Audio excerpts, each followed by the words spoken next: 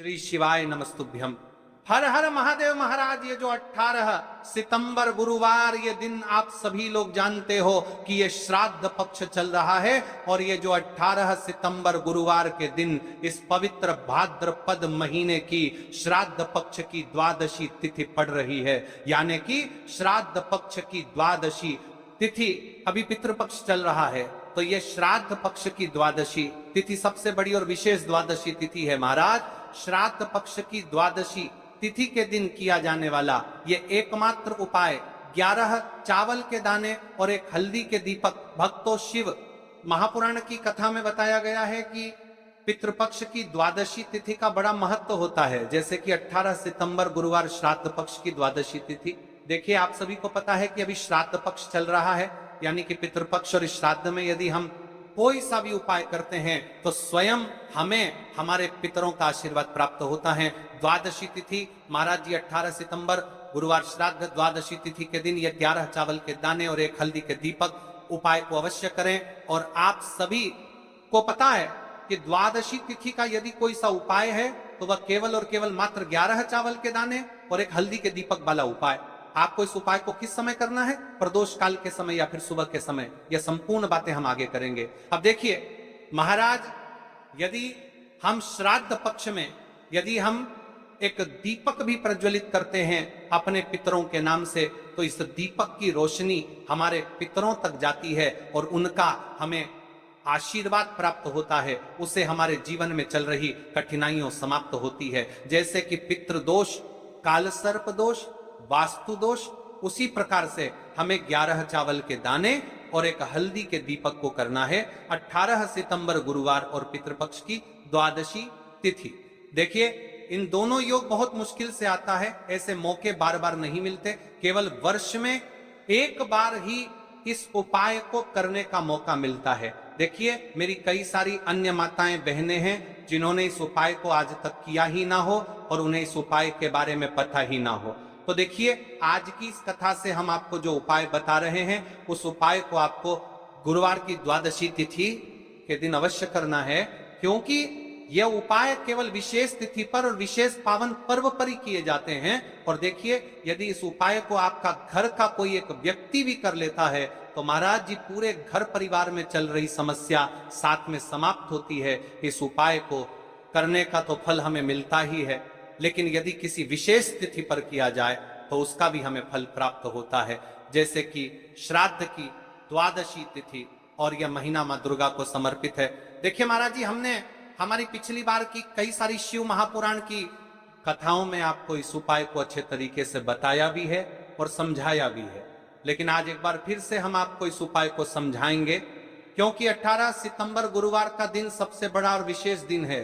देखिए, यदि आपने इस 11 चावल के दाने और एक हल्दी के दीपक को कर लिया तो आपको इस उपाय का वह फल मिलेगा जिसकी आपने कभी कल्पना भी ना करी होगी। देखिए महाराज जी, जो मनोकामना बड़े बड़े पूजा पाठ से पूर्ण नहीं होती, वह केवल इस श्राद्ध पक्ष में द्वादशी तिथि के दिन 11 चावल के दाने और एक हल्दी के दीपक को करने से पूर्ण हो जाती है।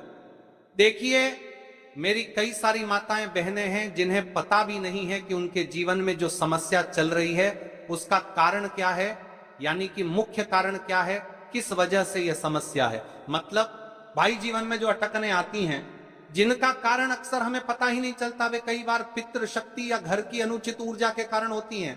देखिए, श्राद्ध पक्ष वह काल है जब हमारे पूर्वजों की स्मृति का प्रभाव सबसे अनुभवी होता है और इस पावन पर्व पर द्वादशी तिथि पड़ रही है।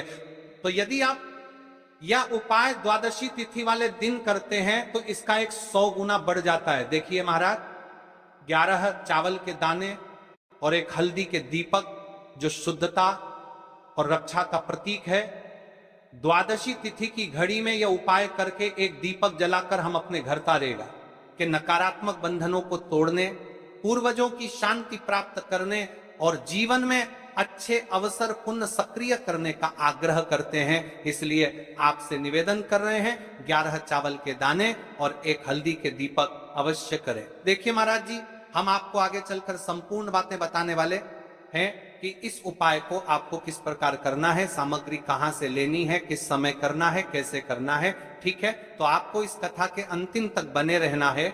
देखिए, हम राशि से जुड़ा भाग्य भी बता रहे हैं और भाग्य में चल रही परेशानियों को भी बता रहे हैं। तो यदि आप अपनी राशि से जुड़ा भाग्य जानना चाहते हैं तो अपना नाम और अपनी राशि कमेंट बॉक्स में अवश्य लिखें। अगली वीडियो में हम आपको आपकी राशि से जुड़ा भाग्य बताएंगे। अब बात कर लेते हैं उपाय के बारे में। तो देखिए महाराज जी, इस 11 चावल के दाने और एक हल्दी के दीपक वाला उपाय है। तो आपको कल इस श्रद्धा पक्ष की द्वादशी तिथि पर इस उपाय को अवश्य करना है। देखिए, अब बात कर लेते हैं हम उपाय के बारे में। इस उपाय को कौन कौन व्यक्ति कर सकता है, मतलब कि आपके घर का कौन कौन सदस्य आपकी के लिए बात करने के लिए इस उपाय को कर सकता है। मेरी कई सारी अन्य मात्राएं बहनें रहती हैं जो अपने स्वयं के लिए, अपने स्वयं के जीवन में चल रही परेशानियों को समाप्त करने के लिए उपाय यदि करना चाहती है तो वह अवश्य कर सकती है। महाराज और मेरी कई माताएं बहनें अपने परिवार वालों के लिए, अपने सदस्यों के लिए उपाय करना चाहते हैं तो वह भी कर सकती है। ध्यान रहे, 11 चावल के दाने और एक हल्दी के दीपक। तो उपाय की ओर आगे बढ़ने से पहले हम जान लेते हैं, कल जिन माता बहनों ने कमेंट किया था अपनी राशि से जुड़ा भाग्य जानने के लिए, वे लोग जान लो आज अपनी राशि से जुड़ा भाग्य। कल की 2 विशेष राशि लिए। देखिए, सबसे पहली और विशेष राशि है सिंह राशि। देखिए, यदि आप गुरुवार की द्वादशी तिथि के दिन एक दीपक पितरों के नाम से प्रज्वलित करते हैं तो विशेष कर आपको आपके पूर्वजों का आशीर्वाद प्राप्त होगा। आपके कार्य में जो भी अड़चन आ रही है वह समाप्त होगी। दूसरी राशि है कर्क राशि। देखिए, आपकी धन संबंधित परेशानी समाप्त होगी। विशेषकर श्राद्ध में आपको प्रदोष काल के समय इस उपाय को पितरों का नाम अवश्य करना चाहिए।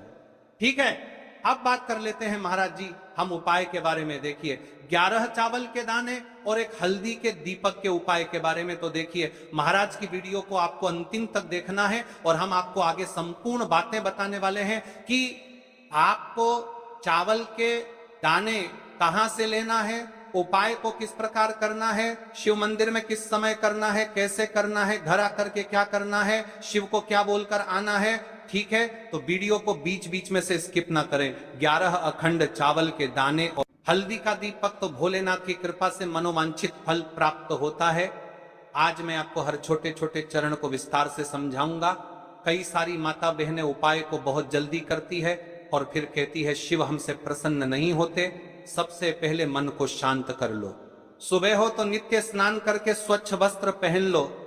यदि प्रदोष काल में कर रहे हो तो भी साफ सुथरे कपड़े पहनो। मन में सच्ची श्रद्धा और विश्वास हो, यही सबसे बड़ा साधन है। आत्मा में अहंकार या जलन न रखो। उपाय केवल शिव मंदिर में किया जाना अनिवार्य है, घर में नहीं, मंदिर में ही करना है। 11 अखंड चावल के दाने, एक एक दाना पूरा फटा हुआ न हो। बाजार का ले सकते हो या घर की रसोई के दाने भी चलेगा।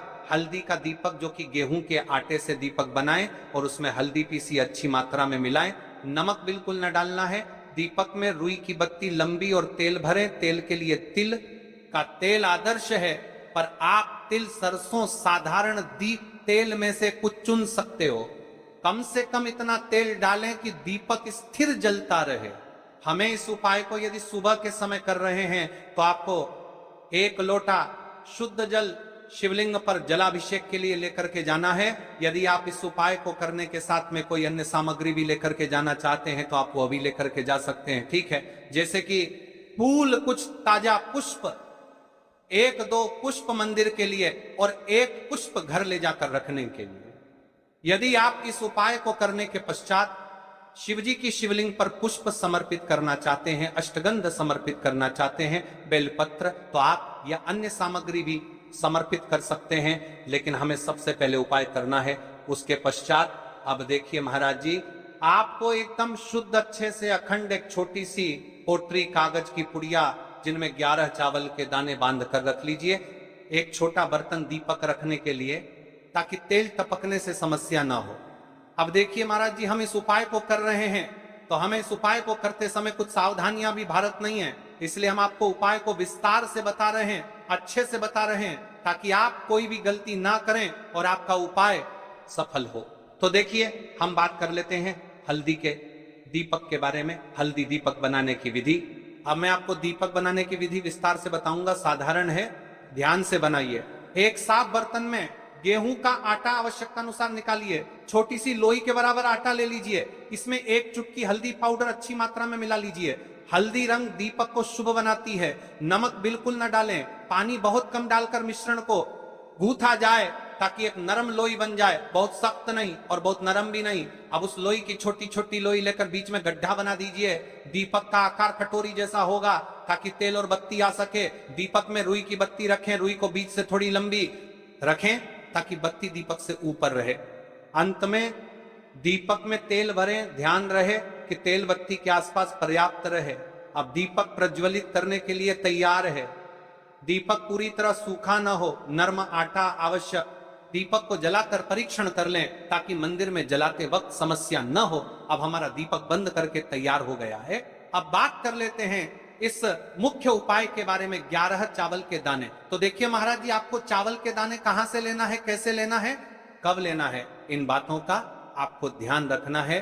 तो देखिए, बहुत से लोग पूछते हैं क्या घर का चावल चलेगा या बाजार का, किस तरह का चावल लेना चाहिए। मैं स्पष्ट कहता हूं, घर का सामान्य चावल या बाजार का कोई भी पूरा दाना चलेगा, पर एक शर्त, 11 दाने अखंड व पूरा होना चाहिए। दाने फटे हुए ना हो। 11 दानों को आप एक साफ सुथरे डिब्बे या कागज की पुड़िया में रखकर मंदिर ले जाइए। मंदिर तक जाते समय पुड़िया खुले ना हो और दानों पर विश्वास और श्रद्धा बनी रहे। अब देखिए, हमारे चावल के दाने भी तैयार हो गए और हमारा दीपक भी तैयार हो गया। अब बात कर लेते हैं कि इस उपाय को करने का सबसे उत्तम समय कौन सा है। मैंने किस समय हमें इस उपाय को करना है, प्रदोष काल का समय या सुबह का समय। देखिए महाराज जी, जैसा कई भक्त पूछते हैं कब किया जाए, मैं 2 विशेष समय बताता हूं। सुबह का समय उत्तम प्रातः 7 बजे से 10 बजे तक, इससे दिन का मंगलप्रद आरंभ होता है। यदि सुबह 7 बजे तक जाना संभव नहीं तो 12 बजे से पहले भी कर सकते हैं। अब बात कर लेते हैं महाराज जी प्रदोष काल के समय की। कई सारी मात्रा बहाने सुबह के समय नहीं कर सकती है, तो सबसे उत्तम समय प्रदोष काल का समय भी है जो शिव जी को अत्यंत प्रिय है। प्रदोष काल सायंकाल 5 बजे से 6 बजे के बीच, यह समय बहुत ही पुण्यकारी माना जाता है। यदि आवश्यकता हो तो 7 बजे तक किया जा सकता है। देखिए महाराज, ठीक उसी समय श्रद्धा भाव से करिए। देखिए महाराज जी, अब हमारी इस उपाय की सामग्री भी तैयार हो गई है और हमने आपको समय भी बता, सुबह के समय कर रहे हैं। तो महाराज जी, सुबह के समय तो शिव जी की शिवलिंग पर सबसे पहले 1 लोटा जल चढ़ेगा। फिर उसके पश्चात आपको इस उपाय को करना है।